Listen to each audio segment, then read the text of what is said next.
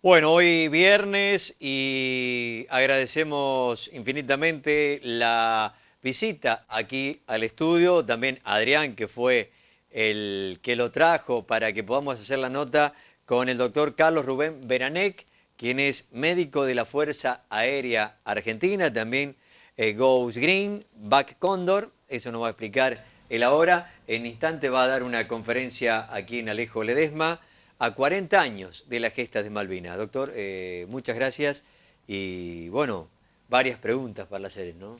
Muy buenas noches a todos ustedes y a vos y agradecer a todos los veteranos, compañeros de Malvinas, al intendente, a la gente de cultura por haber tenido la deferencia de invitarme a contar un poquito la experiencia vivida como médico, como ser humano, en el conflicto bélico de Malvinas. Usted fue como doctor a Malvinas. Si vos me permitís, yo Sí. voy a explicar un poquito. Yo soy oriundo de la ciudad de Córdoba, nacido en Córdoba. En el año 1979 me recibí como médico y en el año 1980 rendí la residencia médica en el hospital de la Fuerza Aérea Argentina. Tuve la suerte de ingresar. Estuve destinado en la Escuela de Aviación Militar, donde están todos los cadetes. Por eso yo tuve el honor y la suerte de conocer a muchos de los pilotos que combatieron en Malvinas y que lamentablemente muchos dieron su vida a causa de la defensa de nuestro territorio. Estando en la Escuela de Aviación Militar en el año 1982, me destinaron a hubo justo una movilización de soldados al sur argentino, que nosotros no sabíamos que precisamente iba a ser Malvinas, y me destinaron a mí como el equipo sanitario a apoyar a ese grupo de militares que iban a desplegar. ¿Ya era el Y 2 de abril ahí? ¿O no no, fue mucho antes? nosotros desplegamos el martes 13 de abril. Martes 13 de 13 de abril. abril. Exacto, llegamos a Comodoro Rivadavia y el día 14 arribamos a Puerto Argentino. El día 15 nos destinaron a Goose Green, que es un poblado que está a 90 kilómetros de Puerto Argentino, y ahí estuve durante todo el conflicto bélico hasta el día 28 en el que fue el combate final, y el 29 fue la capitulación, que caímos tomados prisioneros. Goose Green, que bueno, fue uno de los lugares donde más se combatió, ¿no? Realmente la batalla de Goose Green fue una de las batallas más cruentas, que según relatan los historiadores, porque las vivencias que hay de los hechos ocurridos entre el día 27 y 28 de mayo realmente así lo indican. Yo guardo en mi memoria recuerdos muy tristes, recuerdos en los cuales vos veías morir mucha gente, y que realmente te llenaba de una nostalgia muy grande, ¿no? Es la primera vez que hablamos con un médico que estuvo ahí, ¿no? Por eso lo escuchaba recién, ¿cómo habrá sido para ustedes esos momentos, ¿no?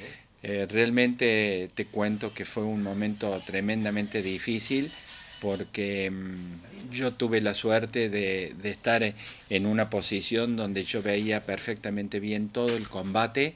Esto yo siempre lo relato y lo digo, que es como en aquellos momentos cuando vos ves las películas de guerra y vuelan los seres humanos, o los trozos de seres humanos por el aire. Eso lo veía yo con mis propios ojos, tanto militares argentinos como militares ingleses, porque fue un combate muy aguerrido, un combate donde la proximidad del combate era muy cerca, incluso tanto a los médicos ingleses como nosotros nos tenían prohibido ingresar a ese sector, porque no se respetaba absolutamente nada. Así que lamentablemente uno tenía un estado de angustia, de desesperación, de ver un montón de gente sufriendo y que vos en ese momento no podías hacer absolutamente nada, ¿no? ¿Eran varios profesionales médicos que había? Te comento que en Gus Green había aproximadamente una dotación de 1.400 efectivos militares de ambas fuerzas, de ejército, fuerza aérea, había gente de la Armada, de la Marina, y solamente 2 médicos éramos los que estábamos ahí. El doctor Miranda Avos, que él era cirujano, Quinabla, que hacía la parte de medicina general. Teníamos 2 enfermeros, que eran 2 suboficiales, uno de la Escuela de Aviación que viajó junto conmigo, y Osvaldo Pérez, que vino del Hospital Central Aeronáutico, y teníamos 2 soldados camilleros. Que éramos que era el equipo sanitario que teníamos en ese momento. ¿Y había algún lugar, comodidad, espacio para trabajar con todo esto que usted me cuenta? Qué preguntas que haces, ¿no? No, porque me estoy... Qué preguntas que haces, ¿no? Realmente yo en mi libro, porque yo creo que todos los combatientes tenemos la obligación moral, la obligación por nuestros camaradas que dieron su vida, de contar la verdad y de lo que ocurrió allá. Es decir, tuvimos muchos aciertos, pero también tuvimos muchas falencias. Es decir, dentro de las falencias yo te puedo enumerar muchísimas, que no teníamos medios de comunicación, no teníamos ambulancia, nuestra carpa de socorro donde prestábamos la atención, no tenía piso, no tenía luz, no tenía calefacción, no tenía agua, dormíamos en el piso, los ratones caminaban encima nuestro y te dormías por el cansancio. En una primera instancia nos dieron 2 aulas de un colegio que había en el lugar, donde nosotros uno de esos ambientes los habíamos ocupado para tener todo el equipamiento que nosotros creímos que iba a ser el que íbamos a utilizar o que era el necesario, porque en aquel primer momento nosotros consideramos que esto iba a ser un despliegue militar, una maniobra militar, un ejercicio militar más de lo que estábamos acostumbrados, pero a la vuelta de la historia terminó siendo una guerra, y teníamos otro ambiente físico en el cual le prestábamos la atención a diaria a todo aquel que la requería, ¿no? Me imagino esos momentos, ¿no? Lamentablemente, bueno, pasaron 40 años y para usted quizás cuando lo cuenta lo debe estar viviendo, ¿no? Yo siempre sé decirle a la gente que para nosotros los combatientes poner los calificativos justos y exactos para que ustedes puedan comprender realmente lo que se vivió en este momento y lo que pasamos y lo que pasaron los combatientes, que eran chicos de 18 años de edad. Es muy difícil. A veces nosotros buscamos por todos los medios de quererles brindar a ustedes esa información, pero nos damos cuenta que no llegamos a demostrar la magnitud de lo ocurrido y de lo vivido allá, ¿no? Si no me equivoco, Jorge Ermitano estuvo en ese lugar, ¿no? Un combatiente de aquí de Alejo Ledesma. Claro, ocurre que a mí me ha pasado personalmente que con muchos combatientes que han estado en Gus Green, hemos estado a metros de distancia y nos hemos conocido tal vez a los 20, a los 30 o a los 40 años. Claro, claro, claro. Porque cada uno tenía una posición, un lugar determinado, yo tenía la suerte y la posibilidad de andar dando vuelta por un montón de lugares, dando la atención médica o a veces haciendo los rescates, o en otras ocasiones, como nos tocó muchas veces en los helicópteros, ir a buscar pilotos argentinos eyectados, ingleses también. Entonces yo tuve la posibilidad de andar por un territorio mucho más amplio que los soldados, que lamentablemente estuvieron viviendo aproximadamente 60, 50 días en un mismo lugar, ¿no? Sí, uno a veces se pregunta si se justifica ese sacrificio que hicieron estos valientes, por lo que ahora, 40 años después, las islas siguen siendo inglesas y uno escucha el sufrimiento de esos soldados, que muchos de ellos se quitaron la vida cuando volvieron, otros la perdieron ahí y los demás quedaron muchos con secuelas, ¿no? Es una pregunta muy compleja la que vos haces. Eh, la guerra, la guerra dejó un saldo de 649 muertos. Eh, la guerra mostró toda la miseria del ser humano, toda la ambición del poder del ser humano, mostró todas las calamidades del ser humano. Pero yo te puedo decir que he visto las grandes virtudes que tienen los seres humanos en situaciones críticas. ¿A qué me refiero yo con esto? Yo he visto soldados, combatientes, que en momentos críticos, donde estaban ellos o sus compañeros heridos, o muy mal heridos, o con una amputación de la mano, con una amputación de su pierna, ellos no miraban ese momento, lo ayudaban, lo arrastraban, lo llevaban hasta donde podían brindarle apoyo. Entonces, esas son las situaciones que han vivido nuestros combatientes de Malvinas, con el agravante que cuando volvieron de la guerra, la posguerra,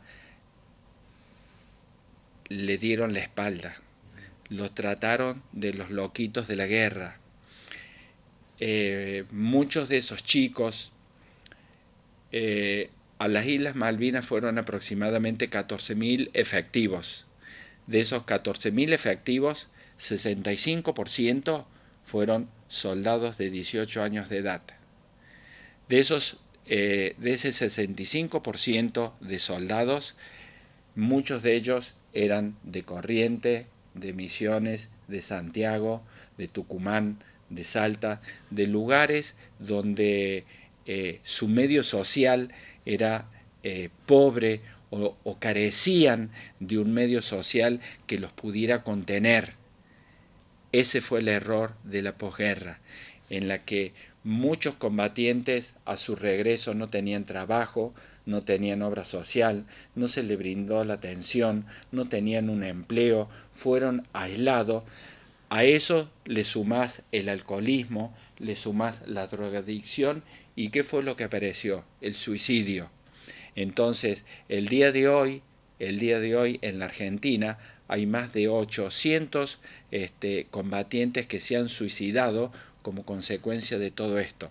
Recién en el año 1997 aproximadamente, como consecuencia de la cantidad de suicidios que habían ocurrido, los centros de veteranos tomaron carta en el asunto y entonces le exigieron a las autoridades de turno que tuvieran o revieran esta situación que habían dejado de lado. Y ahí es donde le empezaron a dar cierta importancia y cierta trascendencia a los combatientes de Malvinas. Y le prestaron a muchos de ellos la atención que realmente necesitaron. Doctor, ¿qué balance, qué le puede decir a la gente, a la población, a 40 años de todas estas vivencias, ¿no? Hace muy poco escuché una nota del general Balsa, ¿no? Hablando que él había estado, no sé si con los Corrientes o Entre Ríos, y la valentía de estos soldados que usted mencionó ahora, ¿no? Y me quedó eso, del soldado, Mirá, ¿no? yo en una parte de mi libro Le destaco un par de hojas a nuestros soldados, porque realmente, como te dije hace un ratito, lo que yo he visto que han hecho estos muchachos realmente es digno de comentar, es digno de decir, y que todos los argentinos deben saber la hombría y cómo estos combatientes defendieron su territorio y defendieron sus emblemas patrios, cosa que yo observo que hemos perdido mucho el amor a nuestro emblema patrio. A los símbolos patrios, ¿no? Sí, totalmente, totalmente. Y que yo creo que es una de las cosas que entre todos, y principalmente los veteranos, tenemos que tratar de hacer recuperar, porque si nosotros no le hablamos a la gente, no le contamos estas cosas a la gente nunca va a aprender a querer a nuestras Islas Malvinas y tampoco las va a defender. Doctor, debemos comenzar el programa. Yo le agradezco muchísimo, me gustaría charlar mucho más porque debe haber tenido anécdotas, vivencias terribles, ¿no? De lo que es una guerra.